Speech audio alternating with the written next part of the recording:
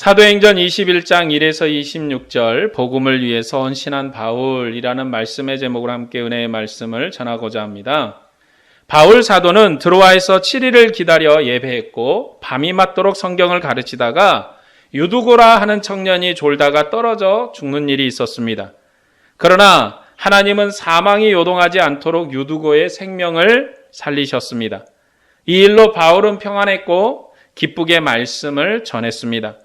그리고 들어와 있는 제자들도 적지 않게 위로를 받았습니다. 바울 사도는 밀레도에서 사람을 보내 에베소 장로들을 초대했습니다. 그리고 장로들에게 자신이 에베소 교회에서 3년간 가르친 말씀을 기억하라고 했어요.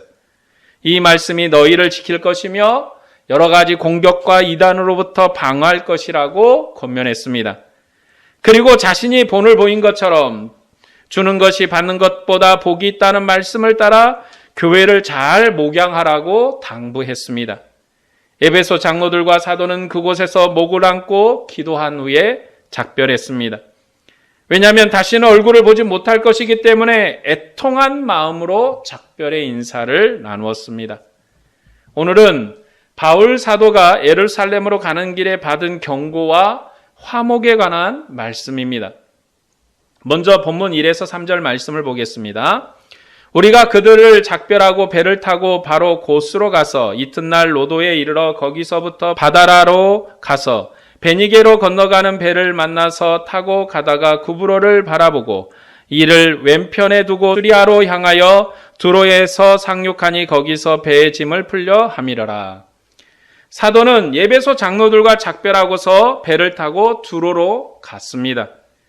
사도께서 복음을 전파한 지역은 주로 아시아 지역이었어요.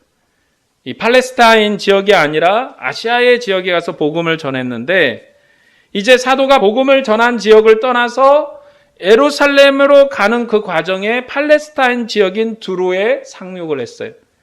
이 두로는 예루살렘으로부터 그렇게 거리가 멀지 않은 예루살렘 북쪽에 있는 항구 도시입니다. 지금도 유명한 도시이고 그 당시에서도 항구로서 역할을 잘하는 도시였어요. 거기에 상륙해서 이제 예루살렘으로 가는 여정을 시작합니다. 그러니까 이 바울이 아시아 지역에 있지 않고 아시아 지역을 떠나서 팔레스타인, 가나안의 지역으로 들어온 거예요.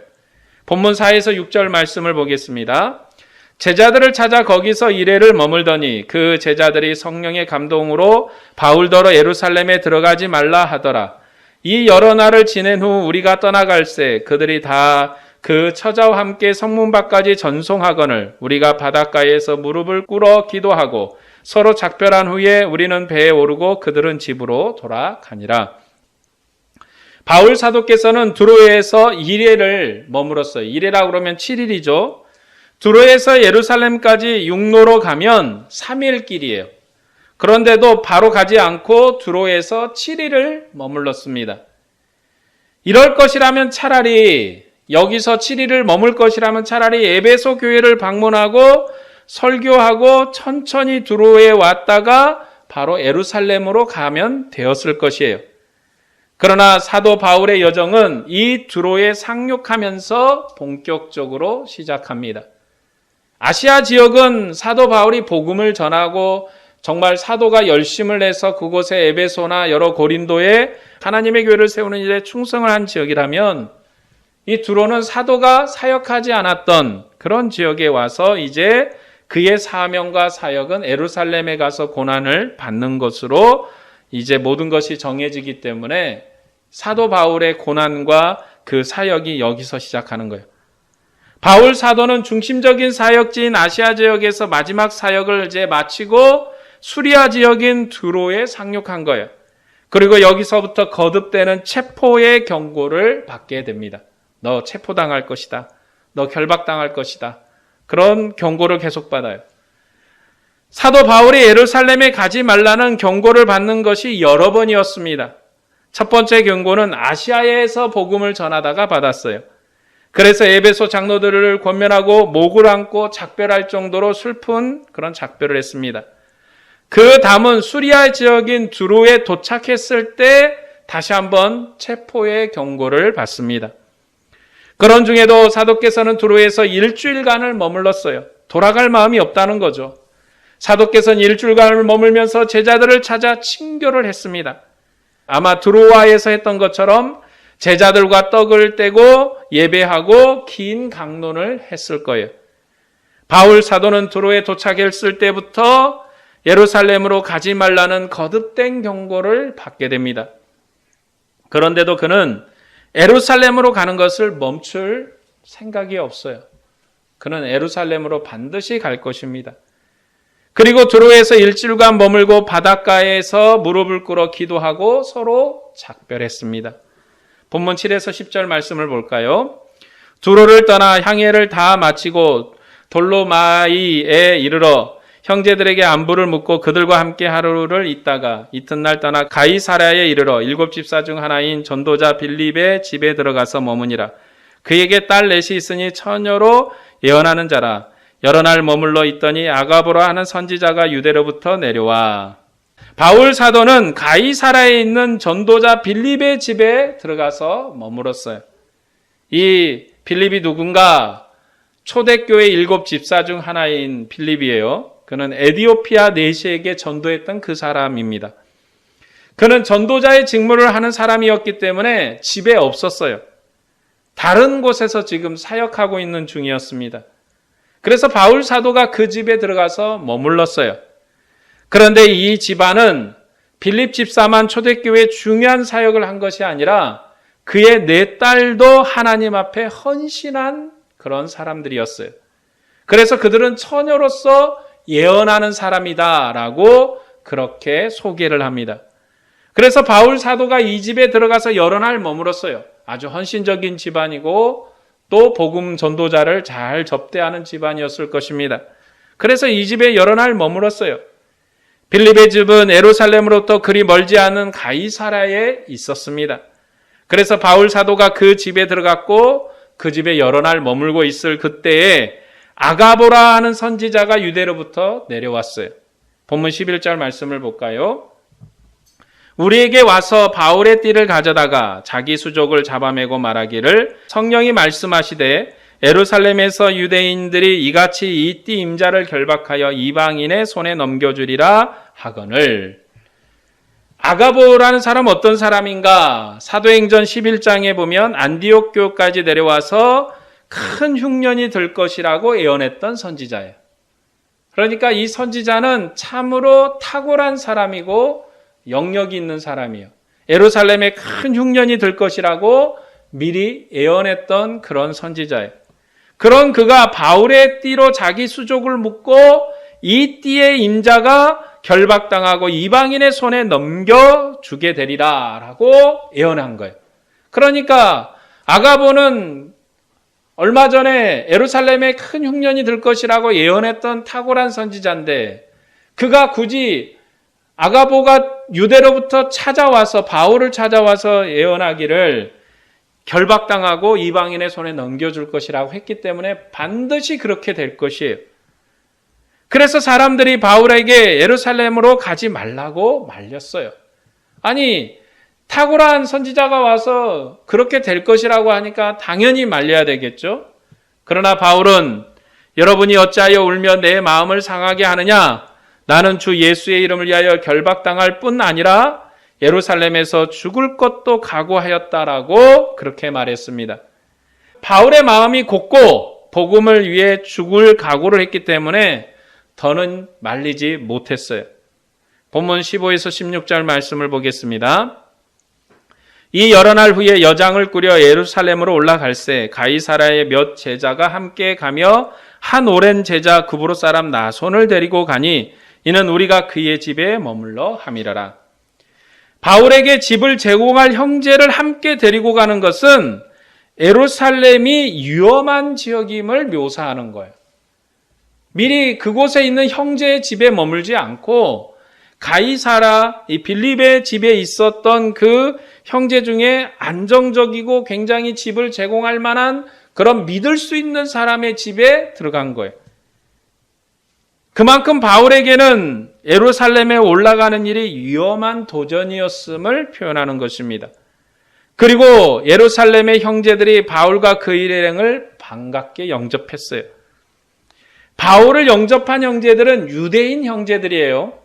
이방인을 지금 만나는 게 아니라 예루살렘에서 유대인 형제들을 만났습니다. 그리고 야고보를 만났어요. 야고보는 예루살렘 교회를 대표하는 인물이에요. 예루살렘 교회를 대표하는 사람이 베드로 아닌가요? 베드로는 교회 전체의 대표예요. 교회를 복음으로 하나 되게 하는 일이나 교회를 전체를 대표하는 일에는 베드로가 수장이고 대표이지만 예루살렘 교회의 운영과 현안 처리 등 기타 모든 일을 하는 일의 대표는 야고보였어요.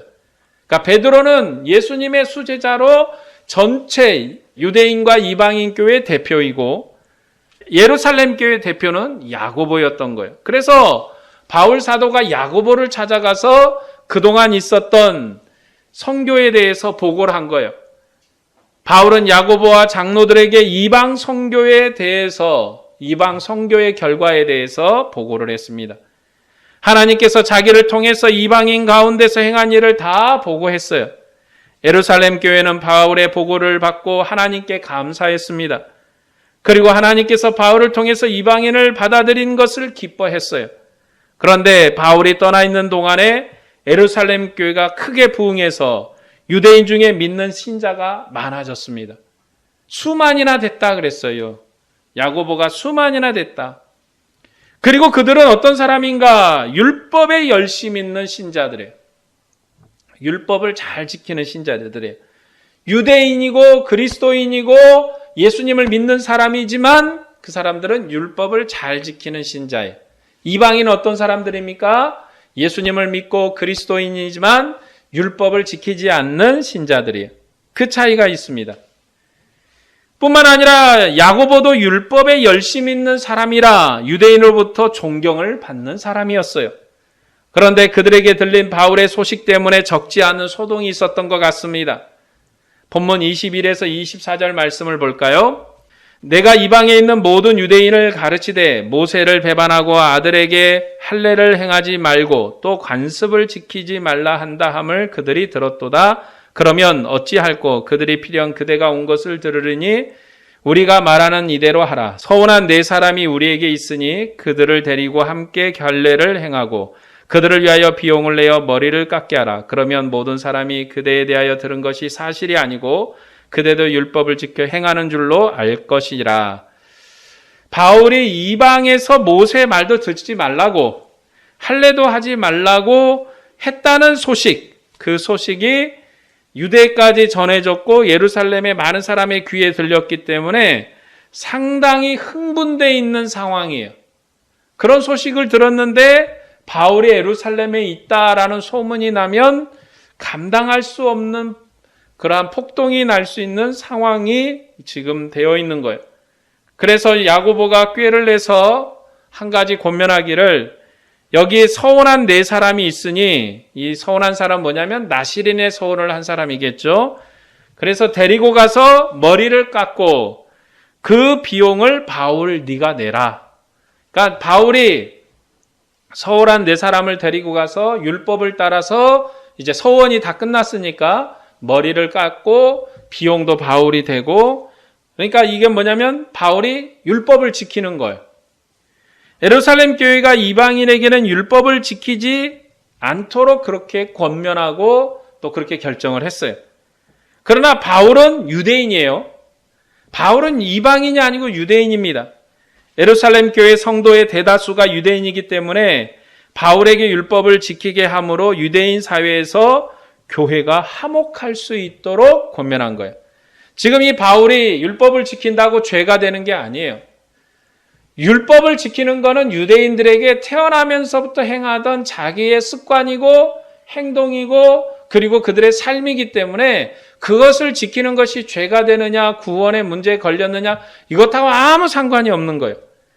바울은 예루살렘 형제들에게 영접을 받았고 그들을 위해서 최선의 화목을 위해서 율법을 지킴으로 예루살렘 교회가 완전한 화목 가운데 거할 수 있도록 노력했습니다.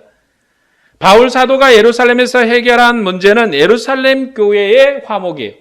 유대인과 교회의 화목, 유대인과 예루살렘 사회의 화목을 위해서 바울이 그렇게 한 거예요. 바울 사도와 예루살렘 교회는 갈등하는 사이는 아닙니다. 그러나 예루살렘 교회에는 연약한 유대인 신자들이 많이 있었어요. 예수를 믿지만 여전히 율법을 지키는 신자들이 많았어요. 예수님을 믿지만 여전히 율법과 복음이 무엇인지 모르는 그런 확실한 결단이 없는 사람들이 많았어요. 그들은 아직 유대주의를 벗지 못한 연약한 신자들이 있었어요. 바울 사도는 그들을 위해서 모든 수고를 다했습니다. 그는 예루살렘에서 돈을 들여서 율법 아래 있는 자들과 화해를 청했습니다. 바울이 율법의 종이 된 것처럼 행동한 것은 연약한 유대주의 신자들과 화목하려고 하는 거예요. 화목하려고 하는 거예요. 여러분, 바울이 율법을 지키지 않아도 그것은 아무 문제가 되지 않아요. 구원에도 믿음에도 신앙에도 아무런 문제가 없습니다. 그러나 화목을 위해서 그렇게 했다는 거예요. 내가 그렇게 하는 게 뭐가 문제냐 이런 거죠. 그리고 바울도 유대인이기 때문에 율법을 지키는 일이 죄가 되지 않습니다. 그래서 화해에 손을 내밀고 비용을 대서 율법을 지켰습니다. 오늘 말씀을 정리하겠습니다.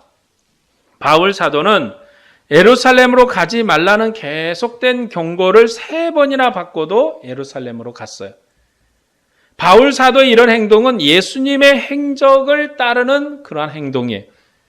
누가복음에서 예수님은 예루살렘으로 올라가면서 3번이나 십자가에 잡혀 고난받을 것이라는 경고를 받았습니다. 그러나 예수님이 이 고난을 당당하게 감당하셨어요. 주님께서 고난을 겪으신 것은 성경을 이루기 위해서입니다. 그가 고난을 받고 영광에 들어가는 것이 성경을 이루는 거예요. 누가복음에서 가장 핵심이 되는 곳이 바로 예루살렘입니다. 예수님은 예루살렘으로 올라가셔야 해요. 예루살렘은 모든 선지자가 활동했던 곳이고 많은 선지자가 죽었던 곳입니다. 예루살렘은 하나님의 도성이지만 하나님이 보낸 선지자를 가장 많이 죽인 도성도 예루살렘이에요. 그래서 이 예루살렘을 하나님이 버리셨어요. 예수님께서도 예루살렘에 올라가셔서 우셨습니다. 그곳에 고난과 죽음이 기다리고 있었기 때문에 우신 거예요. 예수님은 예루살렘에 가시면서 고난을 받고 죽을 것이라는 경고를 3번이나 받았어요. 베드로는 첫 번째 경고 때 예수님을 말리다가 혼이 났습니다. 주님께서 예루살렘으로 가는 것은 성경을 이루기 위한 것이에요. 그래서 베드로의 반대는 그리스도의 사역을 반대하는 것이어서 혼을 낸 거예요. 사도 바울도 예루살렘에 가면서 고난을 받고 이방인에게 넘겨질 것이라는 경고를 3번이나 받았어요. 그래서 에베소 장로들과 이별할 때 다시는 얼굴을 보지 못할 것이라는 말에 목을 안고 작별했습니다. 그리고 드로에 왔을 때도 예루살렘에 올라가면 고난을 받을 것이라는 경고를 받았어요. 뿐만 아니라 빌립의 집에 있을 때도 아가보 선지자가 바울의 띠를 가지고 자신을 결박하고서 이 띠 임자가 결박당하고 이방인에게 넘겨질 것이라 경고했어요. 누가복음이 예수님께서 예루살렘에 올라가는 것이 그의 고난과 죽음을 위한 기록인 것처럼 사도행전도 예수님의 행적을 따라 바울이 예루살렘으로 가는 것으로 기록합니다. 예수님은 갈릴리에서 두루두루 복음을 전파했고 예루살렘에서 사역을 마쳤어요. 그리고 예수님은 사도들을 통해서 땅끝까지 복음을 전하게 하신 사역을 이제 사도들에게 부탁했습니다. 이 사도들이 복음을 다 전하고 땅끝인 아시아 지역까지 복음을 전하고 다시 이제 예루살렘으로 돌아와서 복음 사역을 마칠 거예요. 바울 사도는 예루살렘에서 고난을 받고 다시금 땅끝까지 나갈 것입니다. 그는 로마로 갈 거예요. 아시아 지역의 복음 사역을 이제 마무리하는 과정, 아시아 지역의 복음 사역을 다 마무리하기 위해서 바울이 예루살렘에 온 거예요. 그가 거기서 고난을 받고 다시 이제 로마로 가서 로마의 서쪽으로 예수님이 가라 했던 땅끝으로 다시금 복음 사역이 시작하는 거예요. 이 아시아 지역 전도는 바울만 한 게 아닙니다. 바울만 한 것이 아니라 여러 사람들이 수고했고 노력을 했어요. 그러나 로마의 서쪽 스페인 지역의 복음 전도 사역은 바울이 처음 시도하는 일이에요. 그렇기 때문에 바울이 예루살렘에 와서 고난을 당하고 여기에서 아시아 지역의 선교를 마무리를 짓고 그의 고난과 수고로움을 기초로 다시 이제 복음을 땅끝까지 전하는 사역을 그가 할 거예요. 예루살렘에서 땅끝까지 전파된 모형이 여기서 다시 한번 반복되는 것입니다. 이처럼 사도행전은 누가복음의 틀을 다시 반복하고 있어요. 그래서 바울 사도는 3번의 경고가 있어도 예루살렘으로 갔습니다. 내가 이렇게 하지 않으면 어떻게 하나님의 말씀을 이루겠느냐 하면서 예루살렘으로 갔어요. 바울 사도는 환란이 기다리고 있다는 것도 알았고 고난이 있다는 것도 다 알았고 어떠한 죽음이 기다리고 있다 할지라도 그는 예루살렘으로 가겠다는 작심을 한 거예요. 성령께서는 바울에게 고난이 있을 것이라고 경고하면서도 예루살렘으로 가지 말라 말씀하지 않았어요. 성령께서 경고하셨어요. 너 예루살렘에 가면 큰 고난이 있을 것이다. 어려움이 있을 것이다. 경고는 했는데 가지 말라라는 말씀은 없었어요. 어려움이 있지만 갈 거예요. 성령께서 결박받고 이방인에게 넘겨질 것이라고 경고했어요. 이 경고는 가지 말라는 것이 아니라 고난이 있다는 경고예요. 예수님께서 예루살렘에 올라가실 때도 가지 말라는 경고가 아니라 고난이 있다는 경고를 말씀하셨습니다. 바울이 예루살렘으로 간 것은 복음에 헌신하기 위해서예요. 그가 복음에 헌신하지 않았다면 예루살렘으로 갈 필요가 없습니다. 그러나 고난이 있어도 복음을 위해서 예루살렘으로 갔어요. 고난받을 것이라는 위험한 경고가 있었지만 고난받기 위해서 갔습니다. 그 고난 속에서 하나님이 지키실 것이고 인도하실 것을 믿었기 때문에 그의 믿음을 따라서 행동했습니다. 그래서 바울은 죽음을 각오하고 예루살렘으로 올라간 거예요. 바울 사도는 죽어도 좋다는 결심으로 예루살렘으로 가는 여정을 멈추지 않았습니다. 그는 힘든 길에도 제자들과 교제하며 예배했고 밤이 맞도록 강론했습니다. 그는 거듭된 경고에도 예루살렘으로 갔어요. 그의 목표는 유대인과 이방인이 하나 되게 하는 것이고 천하 만민을 부르신 하나님의 일을 하는 거예요. 그래서 고난 경고에도 그 일을 완성하기 위해서 예루살렘으로 갔습니다. 오늘 이 본문이 우리에게 말씀하는 게 뭡니까? 우리도 바울처럼 하나님의 일을 생각해야 된다는 거예요. 우리는 일단 어렵고 힘든 일은 다 피해가고 싶어요. 어려운 일이 있고 힘든 일이 있다 그러면 안 하고 싶어요. 다 피하고 싶은 생각이 있어요. 그러나 우리는 바울처럼 하나님의 일을 생각해야 돼요. 바울 사도는 죽음을 각오하고 예루살렘으로 갔어요. 그는 복음을 위해서 죽을 각오로 예루살렘으로 갔습니다. 그리고 예루살렘에서 유대인과 이방인의 하나됨을 위해서 화목의 수고를 아끼지 않았어요. 우리도 복음을 위해서 모든 수고를 다해야 돼요. 힘든 일이 있다, 어렵다, 힘들다, 고통스럽다. 그러면 다 내팽겨치고 다 버려두고 도망가지 말아야 돼요. 오늘 이 시대에 우리가 배워야 할 것은 그리스도의 인내와 온유함이라고 생각합니다. 이 인내와 온유함은 교회를 화평하게 하는 것이고 주님의 몸된 교회를 지키는 것이에요. 우리는 복음을 전파하기 위해서 인내해야 돼요. 그리고 세상의 거절과 방해에도 온유함으로 사역해야 합니다. 그뿐만 아니라 믿는 형제 간에도 인내하고 온유함으로 서로를 존경해야 돼요. 우리가 예수님을 믿으면서도 세상 풍속에 노출되어 주님을 떠난 삶을 살면은 안 되는 거예요. 우리의 모든 삶을 주님을 위한 삶으로 주님의 영광이 되게 해야 해요. 우리는 사나 죽으나 주님의 것입니다. 주님은 산자와 죽은 자의 하나님이시기 때문에 주님을 위해서 수고를 해야 되고 헌신적인 삶을 살아야 돼요. 우리도 바울처럼 죽음을 각오해야 될 필요가 있어요. 우리가 주님을 위해서 헌신하면 주님의 나라에서 영광을 얻을 것입니다. 여러분 모두가 주님을 위해서 수고하고 헌신하는 믿음의 사람이 되기를 바랍니다. 주님을 위해서 살고자 하는 여러분에게 주님의 은혜와 평강이 충만하기를 축복합니다. 기도하겠습니다.